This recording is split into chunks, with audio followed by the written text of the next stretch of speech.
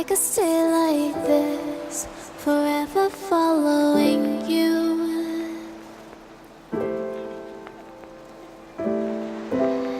Just don't get too far, and I'll be right where you are. 안녕하세요. 오늘 사진을 찍으러 나온 곳은 군산의 선유도라는 곳이고요. 오늘 함께 사진을 찍을 카메라는 롤라이 35TE라는 카메라입니다. 제가 사실 오늘 영상을 이 카메라의 리뷰 같은 형식과 함께 같이 진행을 해보려고 했는데 아직 이 카메라를 리뷰하기에는 제가 몇 롤 찍어보지 않아가지고 이 롤라이 35에 대해서는 따로 영상을 한 편 제작을 해보도록 하고요. 이번 편에서는 노출계가 없는 수동 카메라를 사용할 때 조금 유용하게 사용하실 수 있는 그런 팁 같은 거를 조금 여러분들께 전달을 해드려 보려고 해요. 우선은 사진을 찍으면서 영상을 쭉 이어가 보도록 하겠습니다.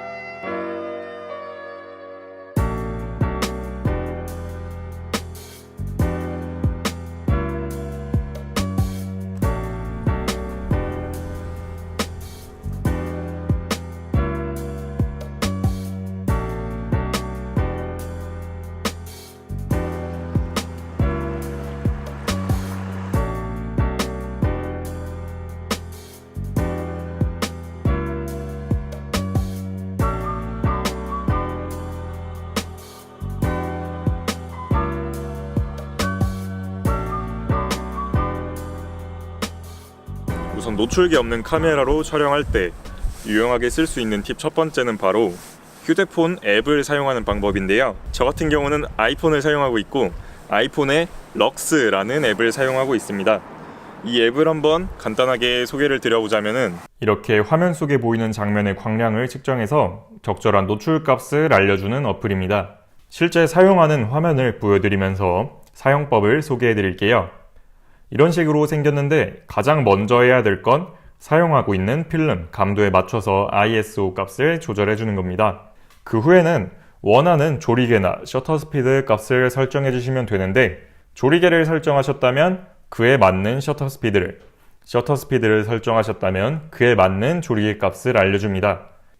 이 값에 맞게 카메라에 조작을 해주신 후 사진을 찍으면 적정 노출의 사진을 얻을 수가 있습니다. 이것도 100% 정확하지 않다는 평이 있긴 하지만 제 경험상으로는 특별한 상황이 아니라면 노출 잡는 걸 실패한 경우는 거의 없었습니다. 이 이후에 보여드릴 사진 몇 장도 이 앱을 사용해서 노출을 측정한 사진들인데 결과물 보시고 이외의 영상 이어가도록 하겠습니다.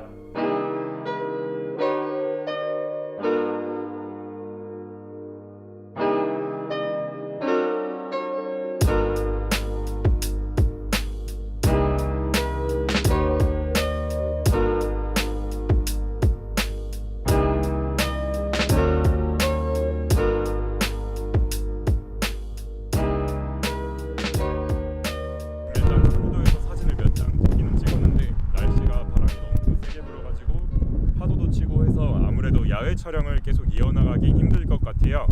지금 이거 바람 막아주는 것도 잃어버려가지고 바람 소리 엄청 들어가고 있을 텐데 아마 그래서 오늘 영상에서 다루려고 했던 주제에 대해서는 어디 카페나 아니면 작업실로 다시 이동을 해가지고 영상을 한번 계속 이어가도록 하겠습니다.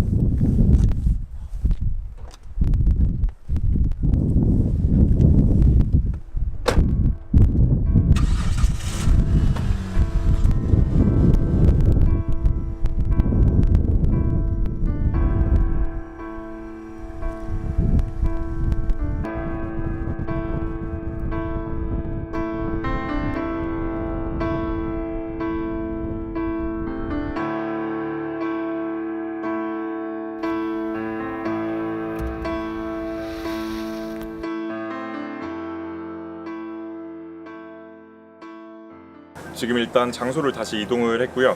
여러분들께 노출계 없는 카메라로 사진 찍을 때 사용할 수 있는 유용한 팁 그 두 번째를 소개를 해드려보자면 바로 뇌출계와 눈출계를 사용하는 방법입니다. 이게 정식으로 사용되는 단어는 아니긴 하지만 사진 찍으시는 많은 분들께서 사용하시는 단어로 뇌출계라고 한다면은 머리를 통해서 사진의 노출을 계산한다는 뜻이고, 눈출계라고 한다면은 눈을 통해서 사진의 노출을 계산한다는 뜻입니다. 그러니까 다 노출계 없이 뭐 사진 찍는다는 뜻에서 비슷한 뜻이긴 한데, 이 뇌출계 개념을 여러분들께 소개를 해드려 보려고 이 필름 각을 한번 준비를 해봤어요. 코닥의 컬러 플러스 200 필름인데, 이 필름 각을 안쪽에 이렇게 뜯어가지고 보시면은 뇌출계의 개념을 유용하게 설명해 줄 수 있는 그림이 들어있어요.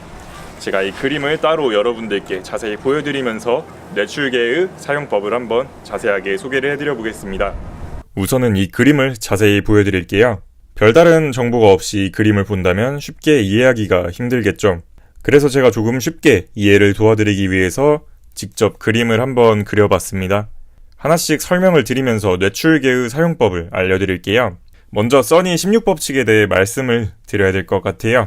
이 법칙은 노출계가 없을 때 아주 유용하게 사용할 수 있는 법칙으로 생각보다 아주 간단해요.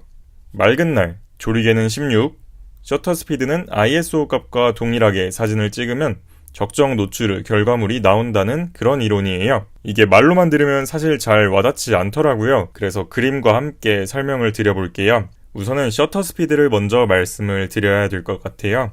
보통 이 법칙을 소개하는 글들을 보면 날씨 상황이나 조리개 값을 먼저 설명을 하더라고요. 근데 제가 막상 이 법칙을 적용해서 사진을 찍을 때 가장 먼저 생각해야 되고 조작해야 되는 부분이 바로 셔터 스피드 값이었거든요. 우선은 여기 글씨에 쓰여진 대로 셔터 스피드를 사용하려는 필름의 감도와 같게 맞춰줍니다. 예를 들면 ISO가 100이라면 가장 근접한 속도인 125분의 1초로, ISO가 200이라면 가장 근접한 속도인 250분의 1초, 이런 식으로요. 셔터 스피드 조작을 마치셨다면 이제 날씨와 조리개로 넘어가 보도록 하겠습니다. 이 법칙에서 크게 예시를 들고 있는 날씨나 상황은 크게 5가지예요. 먼저 가장 맑은 날, 두 번째로 조금 덜 맑은 날, 세 번째로 흐린 날, 네 번째로 아주 흐린 날, 그리고 마지막 상황은 해질녘, 이렇게 크게 나누고 있어요. 사실 이게 설명하는 사람들마다 약간씩 날씨 같은 거는 차이가 있긴 한데, 이런 점 같은 경우는 자신이 직접 찍어보면서 자신한테 조금 맞는 날씨 기준을 세우는 게 중요하다고 생각을 해요. 이제 이 이론을 통해 뇌출계로 사진을 찍는 본격적인 방법을 알려드릴게요. 제가 날씨 그림 밑에 조리개 값이라고 써놓은 숫자들이 보이실 거예요. 바로 이러한 날씨나 상황일 때 각각의 상황에 알맞은 조리개 값으로 사진을 찍으면 적정 노출의 사진이 나온다는 거죠. 물론 셔터 스피드는 앞에서 말씀드렸던 것처럼 ISO 값과 동일하다는 전제하에서요. 자, 첫 번째 상황, 맑은 날이죠.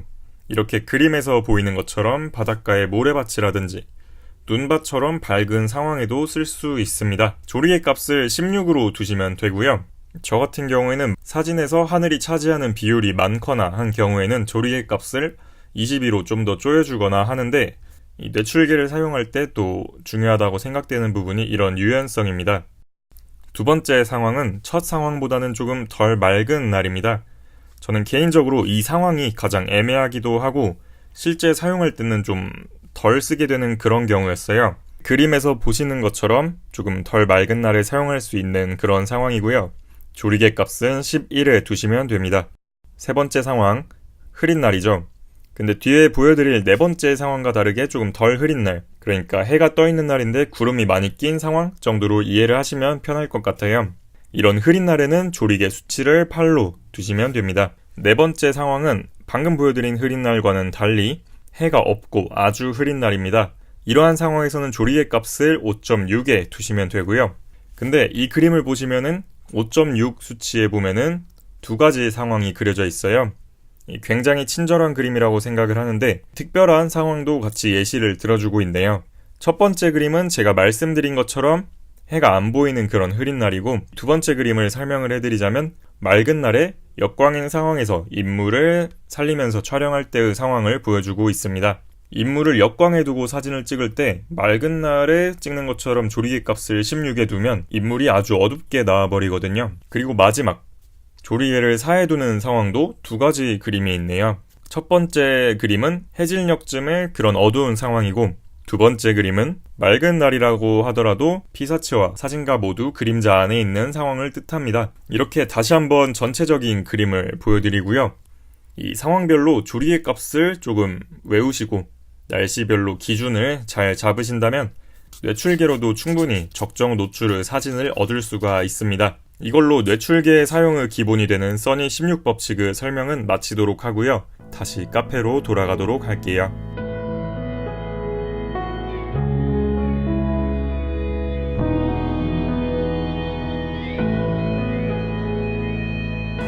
그렇다면 여러분들께 제가 방금 설명을 해드렸던 써니 16 법칙의 사용 방법을 예시와 함께 보여드리도록 하겠습니다. 좀 쉽게 예시를 들어드리기 위해서 가장 많이 사용하는 감도 200짜리 필름을 준비를 해봤습니다. 예를 들어 이렇게 맑은 날에 사진을 찍는다고 가정을 한다면은 아까 감도 200짜리 필름을 넣었기 때문에 셔터 속도는 200에 가장 근접한 숫자인 250에 맞춰주고 조리개는 아까 말씀드렸던 것처럼 맑은 날에 16 이렇게 맞춰주면은 적절한 노출 값을 얻을 수 있다는 게 이 써니 16 법칙의 이론입니다. 한번 실제로 사진을 찍어 보도록 하겠습니다.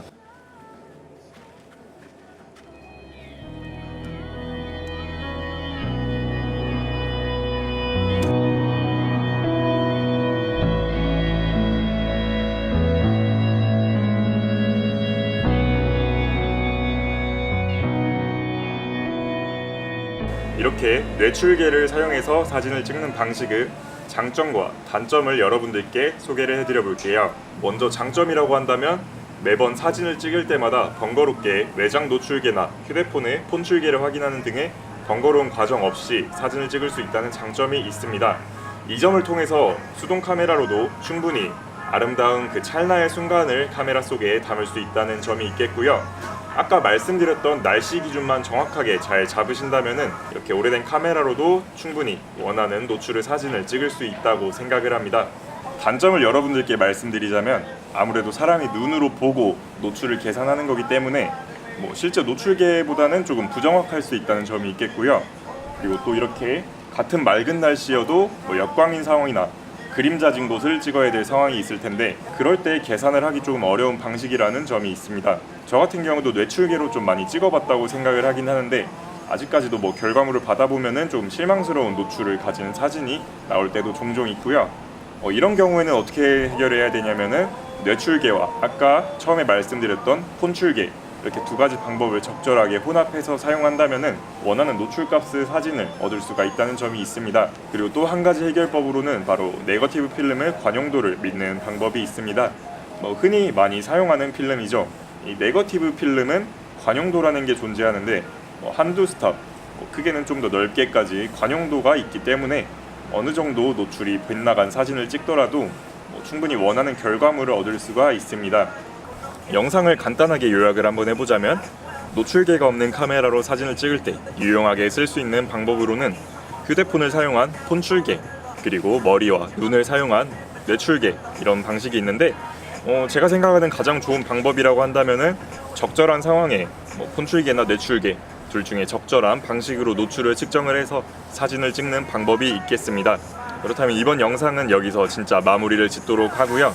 다음 영상에서 더 재밌고 알찬 정보와 함께 돌아오도록 하겠습니다. 마지막까지 영상 시청해주셔서 정말 감사합니다.